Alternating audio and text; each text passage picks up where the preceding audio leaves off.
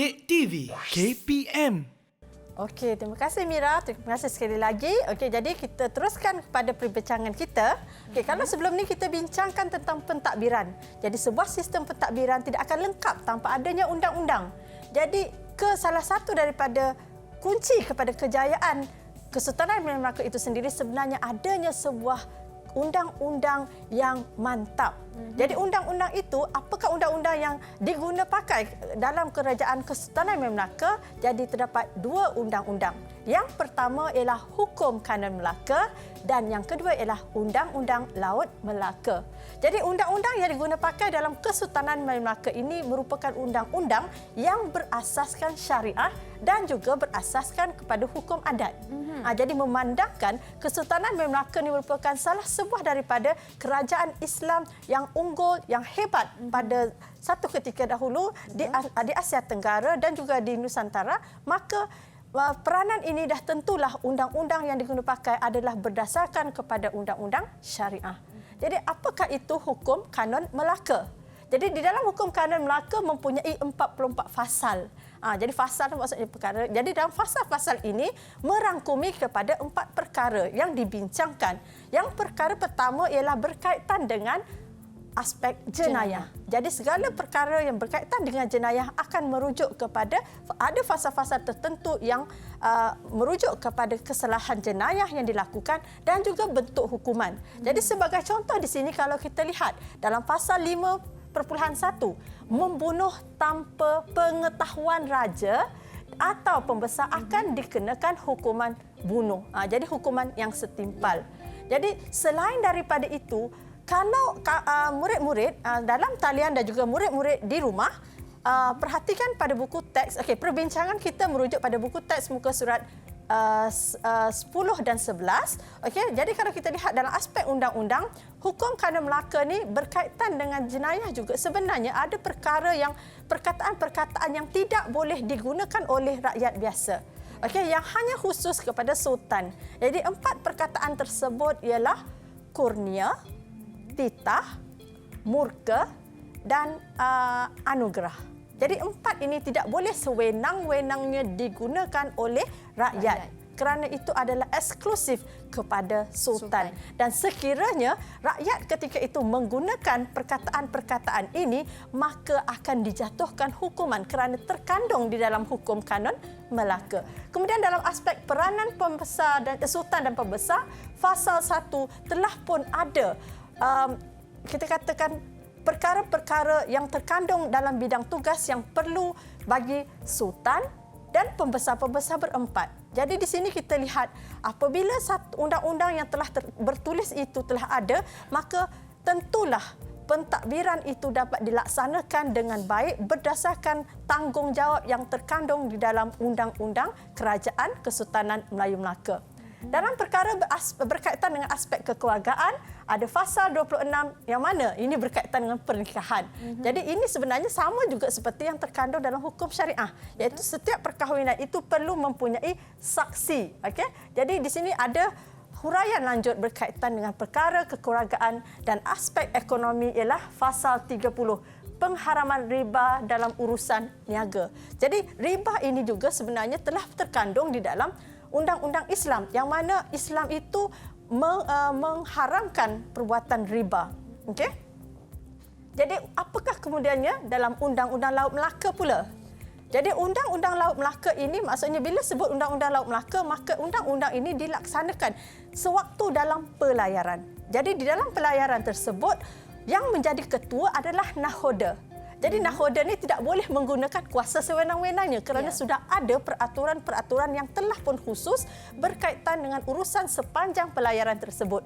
Jadi di sini dalam fasal pertama 13.1 nakhoda perlu diberi keutamaan untuk berniaga selama 4 hari. Dan sebenarnya dalam fasal ini juga berkaitan peranan nakhoda ialah dalam perkara 13.3. Okey, nakhoda walaupun sekiranya ingin berhenti atau singgah di satu destinasi yang tidak ada dalam kata-kata dalam tempat persinggahan, senarai persinggahan, maka nakhoda tidak boleh menggunakan kuasanya untuk singgah berlabuh. Sebaliknya perlu berbincang dengan semua yang ada di atas kapal dan mendapat persetujuan. Begitu juga kalau dalam aspek pelayaran yang mana Malim ini merupakan anak kapal yang mempunyai tanggungjawab yang besar.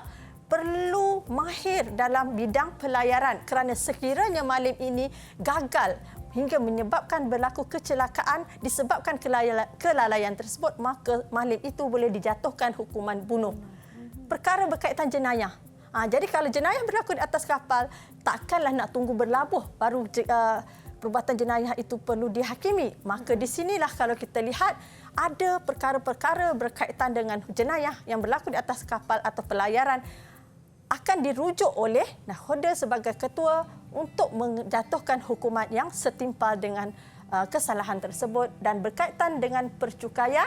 Jadi seperti kalau kita lihat pasal 6.3 nakhoda akan menentukan cukai daripada hasil sekiranya penumpang turun awal daripada destinasi. Okey, ini adalah berkaitan dua undang-undang yang diguna pakai dalam Kesultanan Melaka, iaitu Hukum Kanun Melaka dan Undang-Undang Laut Melaka. Jadi orang kata tak lengkap kalau cikgu bercakap atau cikgu menerangkan tiba-tiba kita tak tanya murid-murid kita. Ya, betul, jadi kita buka sekali lagi sesi untuk soal jawab. Yang ini adalah cikgu berikan satu contoh soalan berbentuk struktur. Okey, soalan pertama, sistem pentadbiran yang teratur dan undang-undang yang sistematik membolehkan Kesultanan Melayu Melaka muncul sebagai sebuah empayar yang unggul. Nyatakan, soalan dia ialah nyatakan undang-undang yang digunakan pakai ketika itu.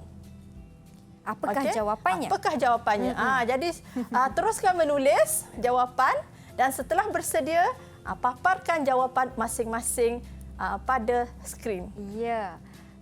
Jangan tersalah macam soalan itu keyword atau kata kuncinya ialah undang-undang yang diguna pakai. Betul cikgu ya? Ya, betul. Ketika itu. Ketika itu. Kan. Tengok. Ada berapa undang-undang? Ada 2 ke? 3 ke? Berkali-kali saya sebutkan. Ya, betul. Banyak Kan? kali cikgu Hayati tekankan tentang undang-undang. So, saya pun sebenarnya nak memberikan ingatan kepada murid-murid di rumah sana di luar sana untuk cakna dan juga memerhatikan apakah jawapan perbincangan kita hari ini. Betul tu. Okey, nampaknya cikgu Haris Haikal Haris? dah siap dengan jawapannya. Okey, Haris. Okey, paparkan jawapan. Silakan. Nur Amalia pun nampak dah siap juga. Boleh Okey, dah saja. siap. Tunjuk saja. Terus siapa yang dah tunjukkan siap. jawapan. Okey, kita kalau perhatikan, cuba tengokkan Zaim. Zaim. Okey, Zaim mungkin ada masalah gangguan teknikal di situ, cikgu. Kat situ. Okey. Undang-undang Laut Melaka dan apa tu? Hukum Kanun Melaka. Okey, jadi kalau kita lihat jawapan. Okey, sekejap. Mungkin kita boleh minta Syakira tinggikan sikit jawapan Syakira, cikgu. Okey, saya nampak jawapan dia. Okey, jadi sebenarnya kat sini, saya nak memberikan penekanan ya. Inilah lazimnya yang dibuat oleh murid-murid sama ada di sekolah saya maupun banyak yang saya uji. Bila soalan begini, maka ada yang dia tengok 2 markah, maka dia pun buatlah dalam bentuk point form sebagaimana yang ditunjukkan oleh Amalia dan juga Syakira tadi. Tapi Haris tadi memberikan jawapan Undang-Undang Laut Melaka dan Hukum Kanun. Betul. Ada jawapan ayat lengkap. Cuma kalau kita lihat bentuk jawapan yang diberikan oleh Amalia dan Syakira itu sebenarnya tidak boleh diterima kerana dalam bentuk soalan struktur. Baik. Dia berada pada kertas 2 kalau SPM nanti. Okey, 2 markah, maka kita kena jawab dalam bentuk ayat juga. Dalam bentuk ayat juga, cikgu. Ya, tapi jadi, kan cikgu, kita nak tengok Zaim punya jawapan pula. Dia tulis dalam bentuk ayat ke dalam bentuk bullet point? Mungkin Zaim boleh tunjukkan Zaim. Jawapan Zaim tadi. Macam mana? Okey. Kurang jelas di situ. Kurang jelas jawapan Zaim. Boleh Zaim sebutkan? Dia ni. Hukum Kanun Melaka. Pasal Undang Laut Melaka. Dia buat bentuk point juga kan. Jadi juga. Maksudnya 3-3 ni kalau tadi sepatutnya jawapan tu ada daripada 2 markah, jadi saya berikan Haris sahaja 2 markah, yang lainnya saya berikan 1 markah kerana kalau SPM pun sebenarnya bila dijawab secara bentuk yang kita kata point ni, maka dia ada. Kita hukum juga sebab hukuman ni, undang-undang ni kan.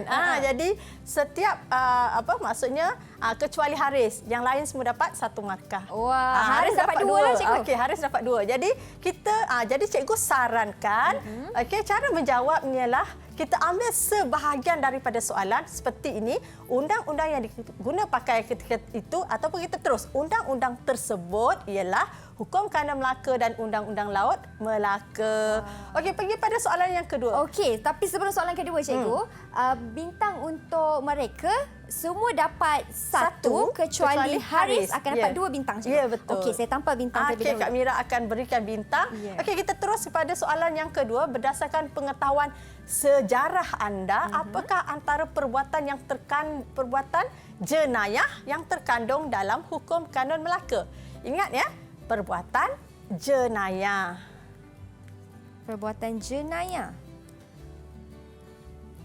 Keywordnya di situ ialah perbuatan jenayah. Jenayah, cikgu. Sebab tadi kalau Hukum Kanun Melaka kan, kalau kita imbas balik apa yang kita bincangkan tadi, Hukum Kanun Melaka tu dia ada 4 perkara tadi. Jadi salah satu perkara ialah jenayah. Jadi soalan ini bukan nakkan semua tapi dalam aspek jenayah.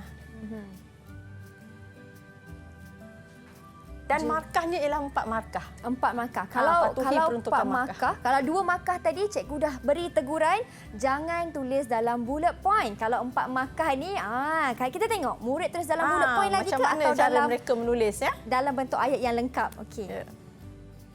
Okey, laju murid-murid kita tulis jawapan dan saya kira murid-murid di rumah pasti juga menulis jawapan untuk soalan ini. Jadi kita pun sebenarnya lihat ya murid-murid kita dia aktif ya. Betul. Memberikan cuba untuk menjawab soalan. Okey, semua bersedia dengan jawapan masing-masing. Okey, boleh angkat boleh jawapan. Angkat untuk cikgu berikan penilaian. Okey. Panjangnya jawapan dia. Okey.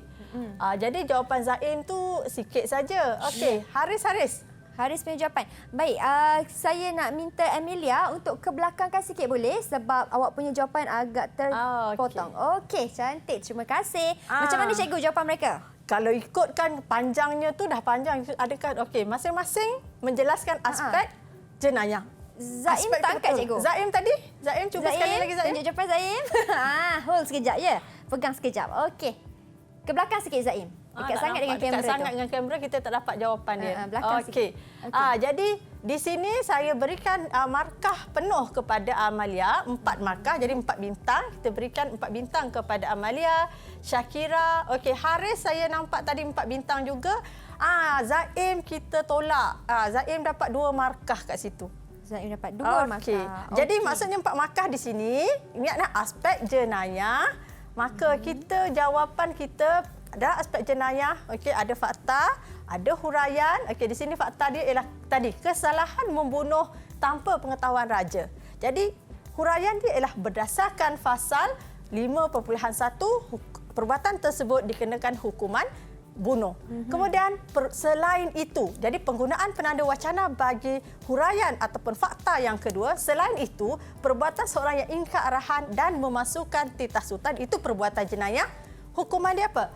Hukuman dia bunuh. Jadi dapat 4 markah. Dan dalam soalan yang terakhir ini saya tidak berikan kepada murid-murid atas talian dalam talian. Okey, saya terus bincangkan. Okey, murid-murid, mengapakah undang-undang perlu dipatuhi setiap warga negara? Jadi di sini 4 markah. Jadi mengapa? Maksudnya dia perlu memberikan sebab kerana. Jadi sebab mengapa perlu patuh undang-undang? Jadi undang-undang ialah untuk mengawal tingkah laku masyarakat. Huraian dia, oleh itu perbuatan jenayah dapat dibantras. Itu fakta pertama dan huraian. Fakta kedua, seterusnya penggunaan penanda wacana. Seterusnya, undang-undang dapat menjamin hak individu untuk hidup dalam suasana yang selamat. Hal ini kerana itu ialah penggunaan penanda wacana untuk ayat huraian. Perbuatan jenayah boleh dikenakan hukuman. Jadi saya berikan di sini ada ayat inference. Sebab ini pada soalan mengapakah kita boleh memberikan inference, jelaslah undang-undang menjamin negara kekal aman. Jadi dapatlah 4 markah, ataupun kalau kita tanda secara macam rubrik holistik, maka di sini berada pada aras 4 markah. Wah. Didik TV KPM